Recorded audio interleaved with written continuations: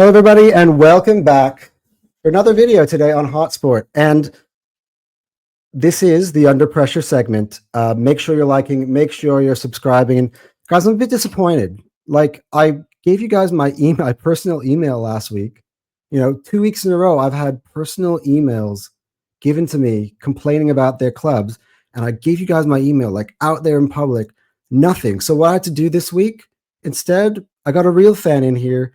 Instead of being on a letter on paper, he's actually gonna tell me how he feels in person. We'll get into that. But now this is time for our segment, Under Pressure.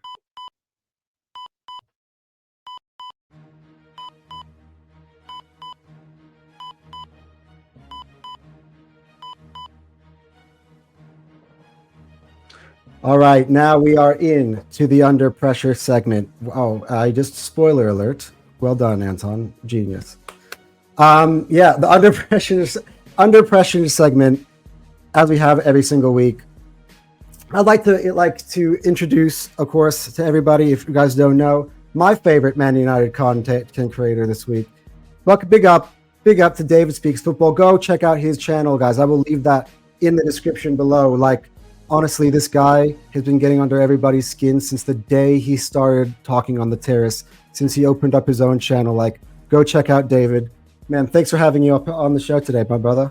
Matt, thank you for inviting me. I appreciate it. Can't wait to get into it. Even though you've just kind of spoiler alerted it, I'm sure what we're going to say is going to be totally worth waiting for anyway. Yeah.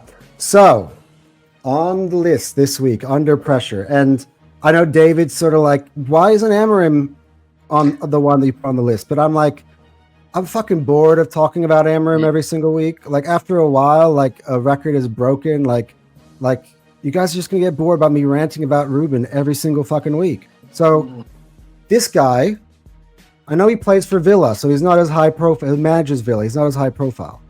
But I had frauds in my fan base telling me that Arsenal made a mistake in sacking this guy to bring Arteta. Now, say what you want to say about Mikel, but 4 weeks, and Villa don't have a goal. A goal. I'm not talking about wins. We're talking about they haven't scored, and it's not like they don't have talent on their team. They got Ollie Watkins, Morgan Rogers. They even went and got Sancho from David's team. No goals. This is, and by the way, I'm just gonna say this is why XG is a bullshit stat. Aston Villa, through 4 weeks, are 7th in XG. But have they actually scored a fucking goal yet? Mate, well said. Well said. I don't really want to go into stats because, again, let's make this about Villa. But at XG and all that stats, for me, are you getting results? Are you scoring goals? What is happening? Like, I wear glasses. The eye test matters. It just matters, and all these stats, yes, they're there for a reason, maybe to analyze, but they can't be the be-all and end-all. But talking about Emery, I think if you put his CV on the table, Anton, and you put Arteta's CV on the table, and you didn't know either one, and you were hiring for a football club, right? I honestly think you'd be swaying towards Emery based on their CV. You let me know. I would agree. I would. No. I mean, what he's achieved in his career, that's the reason why Arsenal hired him to begin with, mate. We took him from Paris Saint-Germain. Like, the man is a serial European winner. Like, that's true. But in terms of Arsenal as a football club, nobody respected him. He lost the locker room. I don't like the revisionist history in regards to this. And he's been doing well with Villa to this point, but I just got a question, like, what is with, it's like Villa didn't lose too many stars over the summer. They didn't buy many either. I think the issue was they had, was it Asensio? What was his name? The guy from Asensio, and they had Rashford as well. And they had Rashford. I mean, Rashford's give or take, but they lost both of them, didn't they? They were on loan. And I'll be honest, I think Sancho's even worse than Rashford. At least Rashford does. You saw what he did the other day for Barcelona. Bear in mind, everyone went crazy. Rashford's back. He's been there about 4 months and done absolutely nothing, right? But he's still got that in his locker. And I think having Rashford in that Villa team did up everyone else's level, right? Wow, we've got Marcus Rashford here. You know what I mean? And Asensio was fantastic for them. So I'd say they're a little bit weaker than they were last year, if I'm honest. And it is early days. I know that's rich coming from me because I haven't got that same energy for Man United. But that's when emotion is involved, right? And emotion's not as involved for Villa, and Villa's not Man United. Villa didn't buy Sesko, Cunha, and Mbeumo. If they had bought all three of those, the same energy wouldn't be here, would they? I mean, we'd be saying, what's going on? But I do think he's a good manager, and I do understand why some Arsenal fans are like, look, Arteta, if he was given more time, could he have done what Arteta's done? I'm not sure he could have. I think Arteta's done a fantastic job. But if the history books continue and Arteta doesn't win anything else, I would say that FA Cup he won is half Emery's, half his. Tables on me on my own show. See, that's, ladies and gentlemen, this is what David does. You know. Sorry about that. I'm just saying. I think he's got 50% of that FA Cup that Arteta's won at Arsenal. That's all I'm saying. So yeah, I don't know what you think, Anton, but I think at the moment you see the color of my face he just changed. Yeah, that says all you need to know. Oh, yeah, anyway, that's my opinion on that. Give him a bit of time. I think he will come good for Villa, which is, keeping them in that. Where did they finish last year? I've gone completely blank. Was it top six? No. Need to check it.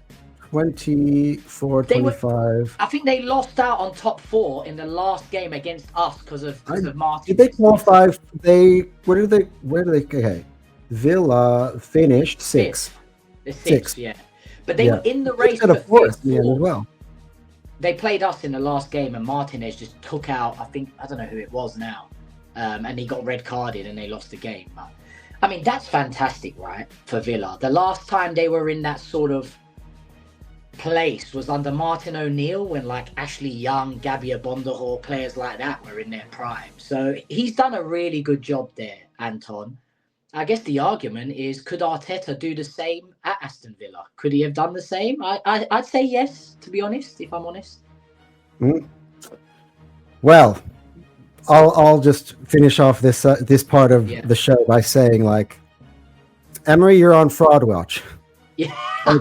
like I know you're not one of the big 6 teams, but I reckon Newcastle and Villa over the last few years have kind of made it a bit of a top 8. And they're far off it. They're doing, like, you hear. Here's the secret, right?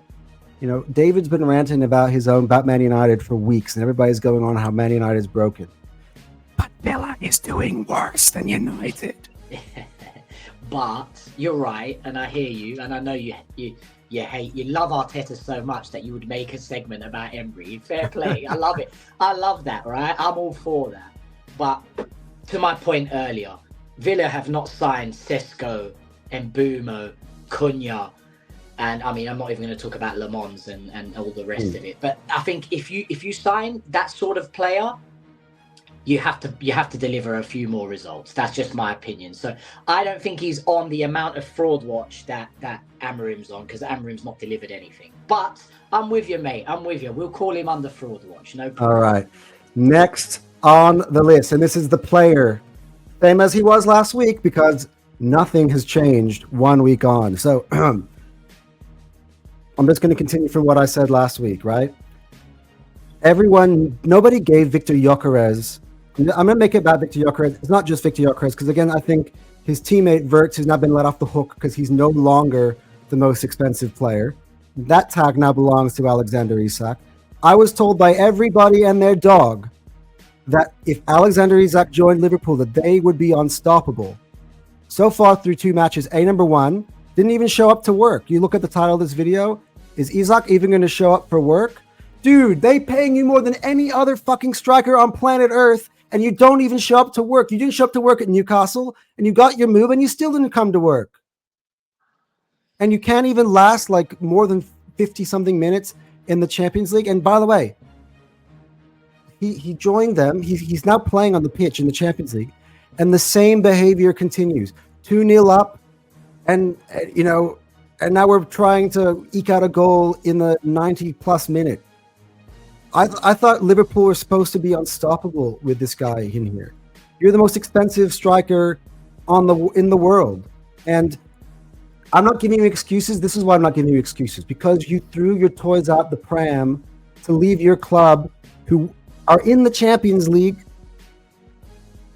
and you were their team. You were the talisman, and you put the pressure on yourself. You must deliver, and if not, I gotta tell you, dude. Like people are like also disrespecting Erling Haaland, but Erling Haaland is bagging in the goals. He still does it. What are you doing, Alexander Isak? I see a lot of Thierry Henry comparisons without the Thierry Henry. David, what do you say? Mate, I actually love this show already. Just pick one of these guys and just go crazy on him. I flipping love it. This is my sort of show for sure. I'm with you, mate, to be honest. This guy's put himself under immense pressure. I mean, the price tag's the price tag, right? I mean, I'm not sure how much he has to do with that.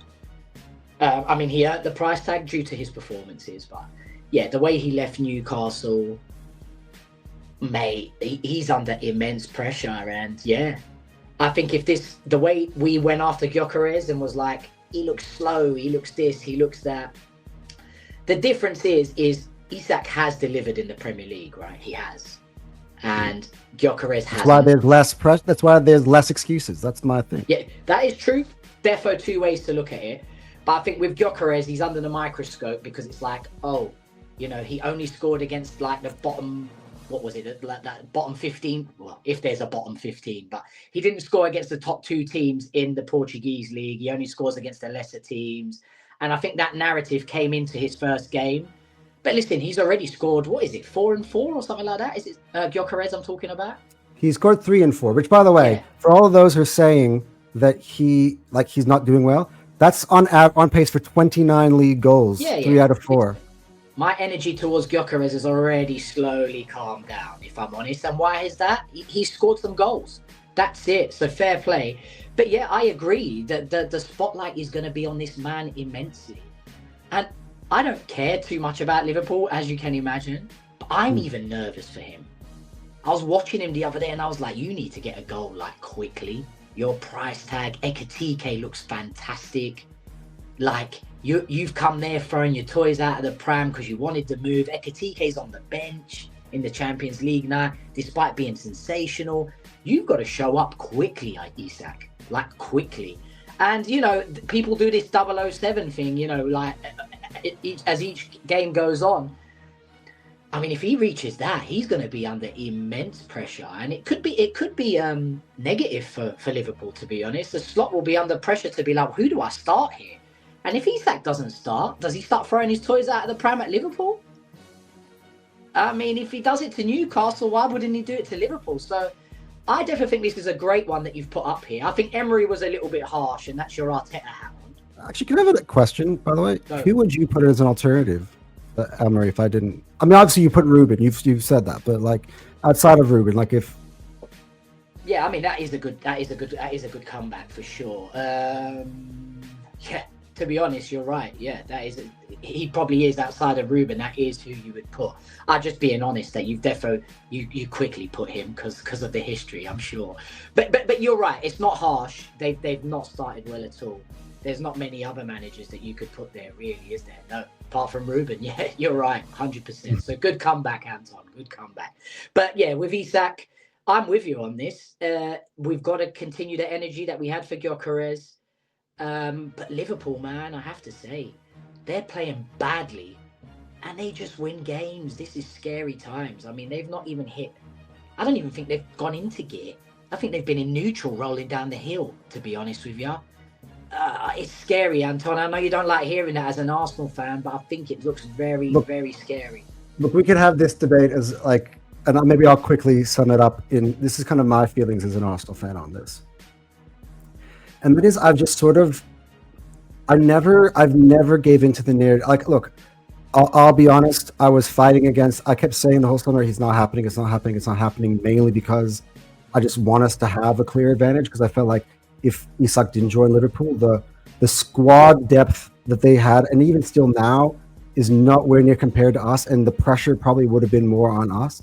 But I'm happy I'm happy to sit back and be the team that's kind of being forgotten about here, because I do think that we play all the competitions, the Premier League, Champions League, Carabao Cup, FA Cup, like, and I think that our squad, they can see like our best players aren't available at the moment. We're still getting the job done. Like, and it's only going to get stronger from there. And we're actually getting results and convincing results, like 3-0, 2-0, 5-0 we've had in that period of time. Liverpool doesn't have anything like that. They're procrastinators so far this season. And 3 times that they've thrown away 2-0 leads. Like, yeah, I do think it's a bit scary, and I'm not gonna lie. Like, their form should only get up from here. That's what I mean. But I can only talk about what I've seen so far. And what I've seen so far is everyone's telling me how this team is levels beyond everybody. And like last week, I said it on my previous video today, like the Hannibal handball, I actually find it's funny because someone sounds like his name is Handball, which is funny. Like, handball. Yeah. Well, that was a gift from God. If that doesn't happen, they're dropping 2 points last week against Burnley, who I have as the 20th out of 20th most talented side in the league. No, you're right. Listen, Anton, like, you're go on. Sorry. No. So I just feel like Liverpool, like Arsenal, like maybe I'll always bring that back to us because throughout the whole year the two of us are going to be battling, right? Yeah. And I'm gonna protect my corner, and unless my club defrauds me and makes me look like a fool, then I'm not going to defend them. But up until now, they have not done that. Like, so while everyone's saying how perfect Liverpool have been, like, Arsenal are 1 free kick away from having the exact same points total as them. Like, and the goal difference is far superior. The performances, as much as everybody's telling me, is Stoke City. We've scored the most goals in the league so far through 4 matches, and then we add 11 overall in total through 5. Like, that's better form at the moment than Liverpool. Totally. Like, it is. And yeah. You still lost to Liverpool, didn't you?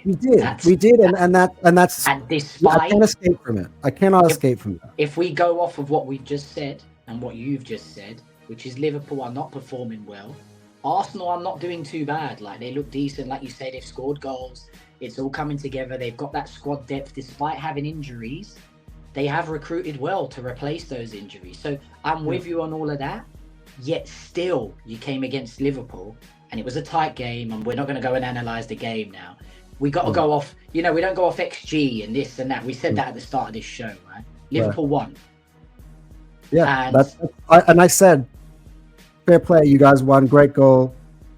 But and then, this of course, is the scary thing, mate. Everyone They're did not the cooking looking great. anyway. So. They're not looking great, and they're still getting these results, even against their rivals, right, for the title. So, listen, I think it's scary times. I really hope they don't win it, obviously, as a Man United fan, because that will take them to their 21st title. Like, it's crazy times. Don't worry, David. We got you, brother. Yeah, I hope so. I don't know if I hope so. Being a London boy, right? I know I get all the stick. You're from London, you support Man United. Listen, it's what I got taught by my dad. It's like religion, right? It is what it is, yeah? But I hate Arsenal, man. I hate Arsenal. And I hate United. Yeah, that's the truth. But of course, I'm old and I'm mature enough to have a conversation about it. But truth be told, if I saw Arsenal win the title, I'm going to be sick to my stomach, Anton. I have to be honest. But I think David, like, and we'll move on because we're going to talk about your club in a second. But I think the main reason, like, was what you said, why Arsenal gets so much crap. Like, I've seen it. When we were this close to winning the league 2 years ago, I had fucking Tottenham fans wearing City shirts to their home game. It's crazy. That was crazy. Like, that is so fucking shameless. There, to be honest. Like, everyone's up doing hate watches and wearing City shirts every single fucking week. They showed their ass. They were so It was desperate. Crazy. Yeah. And last year when we were in the Champions League semis, I saw the same shit. So while everyone, and then when they were relieved when Arsenal doesn't do it in the end, and then they're like, and then here come the jokes. And then every time anybody wins a trophy, we're going to compare them to Arsenal, right? Like, that's just the game everyone's playing. But the reason people are playing that game is because God, they don't want to fucking see us, our fan base But quick celebrating. question on that, though. Quick question on that. When Spurs were against, was it City in the Champions League final? Was it Did City? they play in the Champions League final? Was it not the final? Yeah, they got to the Oh, final. it's United. You want to hear something funny? Go on. Last year in the Europa League final, and my fan base, maybe I'm going to lose about 60 subscribers right now by saying this. But I knew that if you guys won that and qualified for the Champions League, that Gyökeres would go to you guys. And so I was like, I could give a fuck if Tottenham have this second tier trophy. I want a striker that can change things for my club. I'm willing to sacrifice totally. that. But check what I just said, mate. Tottenham were in the Champions League final. I'm pretty sure, mate. And Yeah, they were. They were. Don't know. We're Champions League final. Who did they play? I think it was Man City. Liverpool. That's it. Yeah. I went for Liverpool How totally. did you feel then? Imagine they had won that. Yeah, I did, and I did go. But again, that's an easy choice for me, though. Like, but what I'm saying like is, I naturally root for Liverpool in that. Like, I'll tell you, I'll be honest, mate. I think most Arsenal fans would agree. Now, the battle is on with Liverpool because they are threatening us for achieving what we want to achieve. Like, but amongst all of our rivals, they're the team I hate the least. Like, I fucking hate Chelsea. London rivals. They're fraudulent. You can see now 74 charges, which means that they literally they already had no history, and now their history's been erased. Well, yeah, that's enough. And they're still telling me they're the best team in London. You got Spurs. No need to say anything about that. United, all of our years, Sir Alex Wenger, like that is there. Good times. I don't like you guys. I don't like City. I don't like the dominance that they've had. I don't like the money grubbing and Pep Guardiola, what he said this morning. Like, I'm like, what the fuck are you on about, bro? I've missed that. He basically said if Arteta or Slot win the title this year, that they've bought it. Is that what he said? Yeah. But listen, we come from the Fergie, Wenger, Jose days. The days where you say little things to stir up other clubs. So I like that. I think that's quite old school, you know what I mean? Where you just throw a little dime out there to put some pressure on the other team. I quite like that from the manager, to be honest. He doesn't mean that. He's just throwing jibes to cause. He's playing Arsenal this weekend. That's the truth. Yeah, well, there you go. Exactly. Yeah, that's a good point. But back to Isak, I think you are right. It should be on watch. He should be on watch. But I'll be honest, I think he will come. Yeah. As I said, he's on here until he proves otherwise. Like, he comes out this weekend. And again, the nature of this list, it's so it's encouraging, right? I wish the best for him. Although I don't want him to win a league, I actually like him as a player. Like, most of my fan base had wet dreams about him wearing an Arsenal shirt one day and looking like Thierry Henry. Like, that's undeniable, and I wish him the best. And again, he goes out there this weekend. They're playing Everton, early lunchtime kickoff, right? And he came off in like the 55th minute, like unlike the rest of his team that was playing late into the night on Wednesday. Yeah. He got himself a nice early break. If he goes out there, smashes Everton in a couple hours from now. Yeah, my lips are totally. still. But you said at the top of this, well, I don't know if it was before you started the show, but you make this list, you make this to encourage them, to tell them to step up their gears. And it's not so much like you're making this on a negative one. I love the fact that we can be negative towards them. That's what I love about this show, as you know. But you're actually making this show to boost them up. Not that they watch it, but I like the concept of this show. So yeah, you're right. He could go and smash it. He could smash it against Everton and now change it. Go for it. Speaking about teams that desperately need a boost, this is the reason why I brought you here, right? They are weekly participants in the Under Pressure list, and that is none other, the one and only Man United. I'm gonna say no more. You take it away, Dave. Mate, it's just, you know my take on this, but this is sad, disgraceful times, I'm going to rewind a little bit. We spoke about the football terrace on this show because that's where we've met, right? I started going on the football terrace in pre-season. I'm talking about the Leeds game, Everton game, Fiorentina game. And I came on the show from then and I said, I see no changes, right? I see no improvements.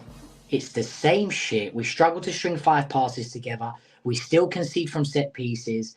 What is this manager doing? Like, what is he doing? He had a free hit at it last year. Fine. I don't understand how you get a free hit in football anymore, but this geezer got it. Maybe because he's good looking and he talks well in fucking interviews. Sorry to swear. Yeah. But I swear like 70 times so far in this show. Okay, fine. He had his free hit, right? Pre-season comes, we sign a few players. I'd argue, and I said it from then, that Cunha and Mbeumo, although impressive signings, they were embellishment signings. It was like putting a set of brand new rims on a shitty car, yeah?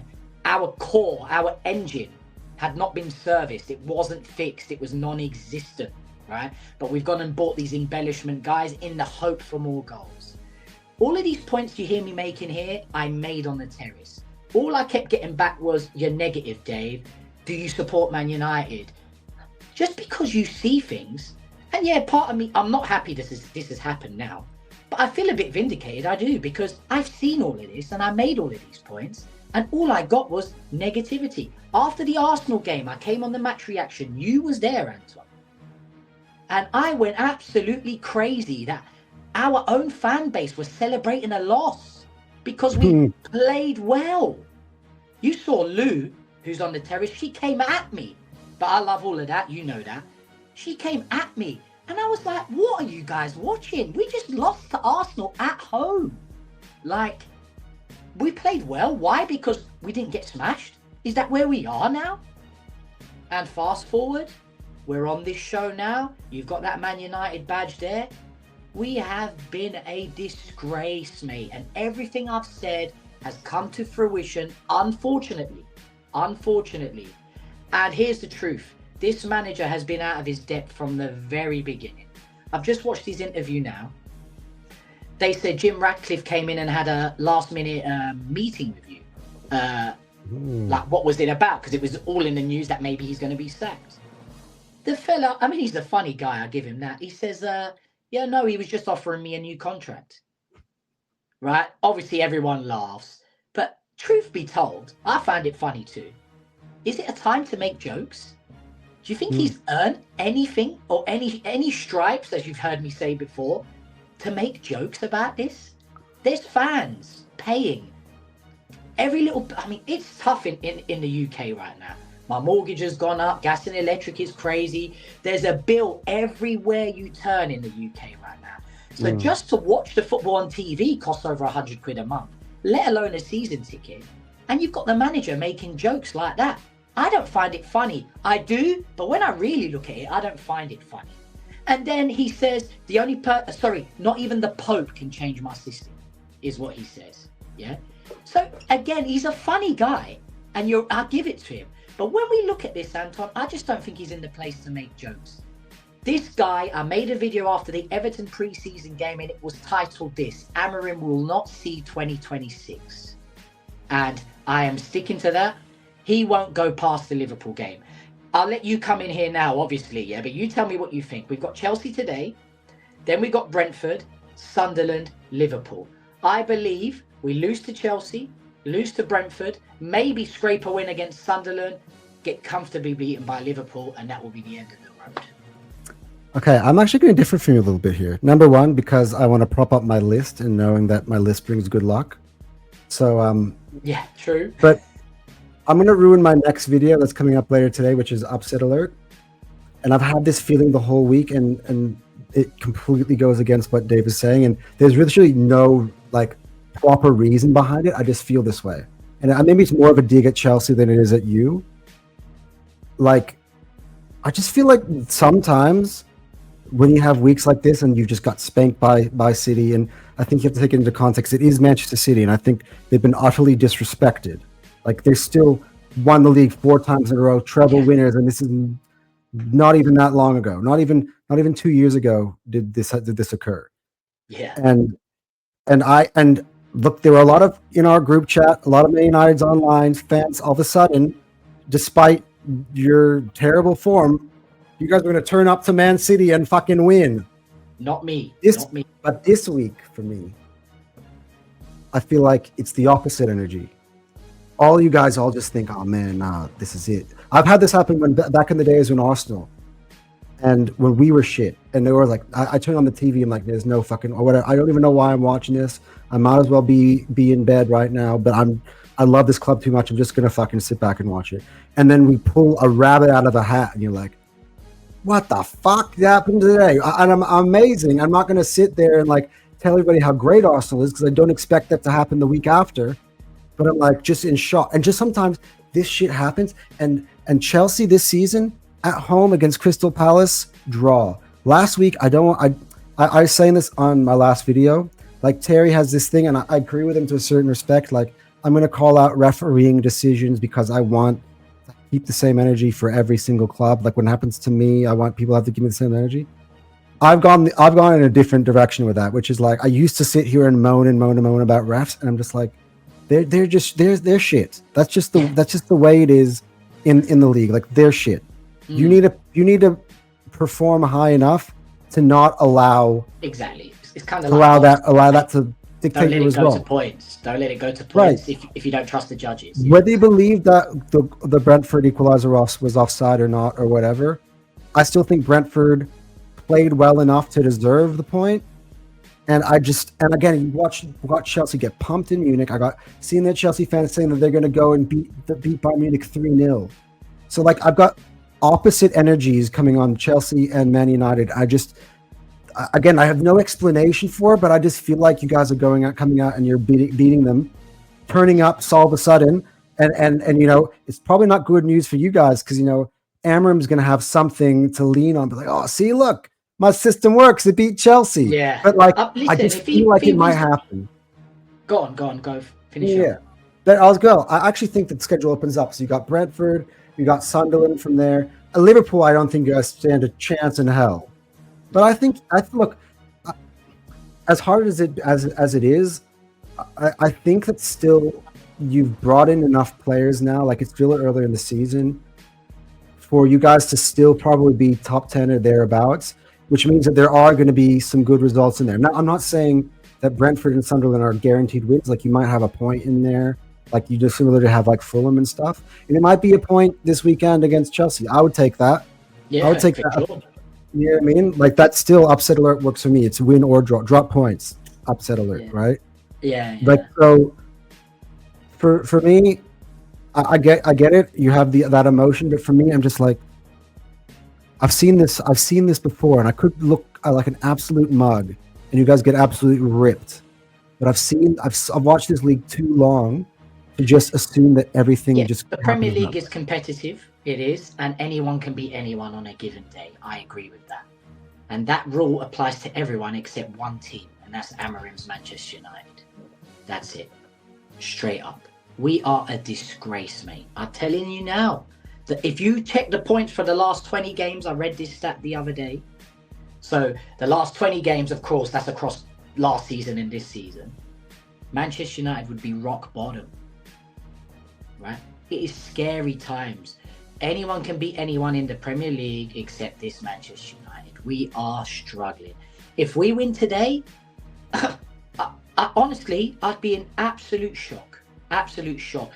You're talking about Chelsea, how, they struggled past this and they got beaten by Bayern Munich. Manchester United are not in Crystal Palace's league. Honestly, they're not. They're definitely not in Bayern Munich's league, right? And I would even say Brentford beats us in the next game. So all of these teams that you said Chelsea were competitive against Chelsea, and some of them beat them, obviously. They're not Manchester United. We're terrible, Anton. We're terrible. Our top scorer is an own goal.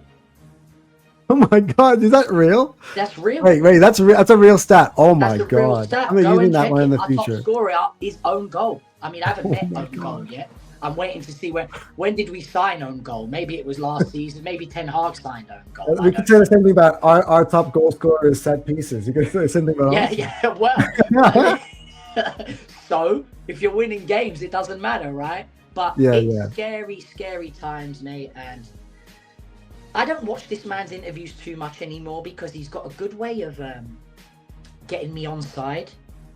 Amorim.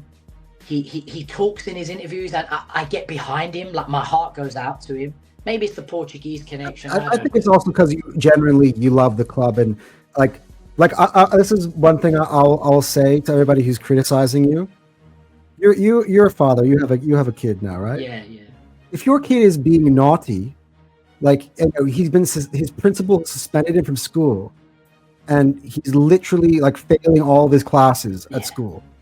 You're just gonna be like, it's all right, son or daughter. Like that's fine. You know, I'm gonna be positive. You'll find a way to turn it around. Yeah. Or are you gonna fucking punish the kid and show them like, look, I love you, but like you're failing right now, and if you don't turn that shit around, you know, you're gonna end up being some sort of junkie. You know, or get relegated. Yeah, exactly. You know what I mean? That's a perfect analogy, Anton. Well said. And that's where I'm at with it. And I don't care about anyone else's view. I care as in, if you're a bit more positive towards it, that's fine. Yeah, have your positive outlook, but don't talk to me like my outlook has another agenda. Like I want to see Man United fail. I do not want to see Man United fail. I'm just calling out what I see. You know, I'm not trying to be some Sky Sports pundit here. I'm just a regular fan that's emotional towards my team, and that's it. But yeah, the point is, mate, we're in bang trouble. If we win today, Anton, then your show has got special powers. That's what it is, and that's a good way to end the show today. Like, this is what I tried to do. Like I gotta say, I've got a pretty good. I mean, maybe I don't want to sit in here and tooting my own horn for the next 20 minutes. Your channel, I've had a pretty good track record. Like I put Gyökeres under pressure after the Man United game. I did it, right? I even did it for my own fucking striker, right? Yeah. Next week came out, he banged 2. I put Chelsea under pressure on where United is after they dropped points to Palace. They came in and thumped West Ham 5-1 the next week. Like literally hours. I did this segment like just like we were doing now before Liverpool kickoff. I did this segment like maybe 2 hours before Chelsea played West Ham, and literally 2 hours later they fucking thumped them. Well, there you go. That's it. Let's see what happens. So we need Aston Villa win. We need Isak to score, and we need a Man United win. I tell you, if you get all 3 of those, mate, boom, mind blown. So this is what puts me in a win-win situation, right? If Isak scores, my list is magic. Yeah. And I'm like, look, I encouraged him. This is the reason I put him on the list. If he doesn't, I get to put him back on the list next week and take the piss out of him again. Yes, it's fantastic concept. Absolutely fantastic concept. I absolutely love it. Like, it's just, yeah. I'm being encouraging, but guess what? This is my opportunity to absolutely go in on this guy. I love it. Yeah. Look, my man, like, you are more than welcome to join me every single week. You are fucking amazing. I gotta tell you. Mate, thank you. I appreciate it. And before I end off this show, guys, make sure you subscribe to David's channel. David Speaks Football. Like there are like 100,000 Man United fans, and I've watched so many of these. Like Saeed, like for an example, and he gets lots of good. Like there's Adam Nicola. By the way, David is the anti-Adam Nicola. Like this fraud every year says you're winning the league, bro. I know he doesn't mean it, but he looks like an absolute fraud. David's like, nah, I can't. I'm not having that. The truth is, man, I started this. I mean, if one day I'm ever mentioned in the same, I mean, I know you're doing it now because you know me, right? But if one day I am ever mentioned in those same circles, I mean, I'll be like that. The truth is, I love talking about football. I love talking about Man United. So why not record it and see who wants to listen to it? If it does well, Anton, fantastic. If it doesn't, fantastic anyway. I'm just here relieving some of my energy. That's all it is. But I appreciate you, man. Thank you. No, I appreciate it. Everyone, go check out David's channel. Guys, let me know in the comment section below. Do you agree with us, right? Would you come up with an alternative to what manager's under pressure, right? Am I being too harsh at Emery? I mean, come on. 4 matches, no, dude. If they don't score again this week, I reckon there must be some sort of Premier. I want to look up like when's the longest a club has gone without scoring a goal. And we're not like if this was Burnley or this was Wolves, no one cares. But Villa were 6th last year. They've been pushing for Europe. They've got a manager who's won multiple European titles. They've got like, you know, not only do they have Watkins, do they have Rodgers who's pushing to start for England, like, and They've also brought in Jadon Sancho. Like, look, think about what you want, and I actually think that prior to the curse that is your club, no offense, Yeah. he was pulling up trees in Dortmund. He went back to Dortmund, went to the Champions League final. Like, all these Man United players go somewhere else, and McTominay was basically player of the season in Serie A last year. Could you believe that? Like, Onana plays one game in Turkey, and he's already looking like a great goalie. Like, Højlund scored in Serie A on the weekend. Like, all of a sudden, like, Anthony made all the way Europa League. Like, the list goes on and on and on and on. Yeah. But I'm expecting Sancho to do something there. Harvey Elliott, I think, is going to be a really good buy. I criticize Liverpool for doing that. Like, they've ripped their squad to pieces. Like, that's my other thing. Like, okay, you got rid of Luis Diaz and you got, like, whatever, and you're like, oh, we're gonna buy Rodrigo, great striker, whatever. Oh, you should be scared when you buy Luis Diaz. They fucking sold and bought no one, mate.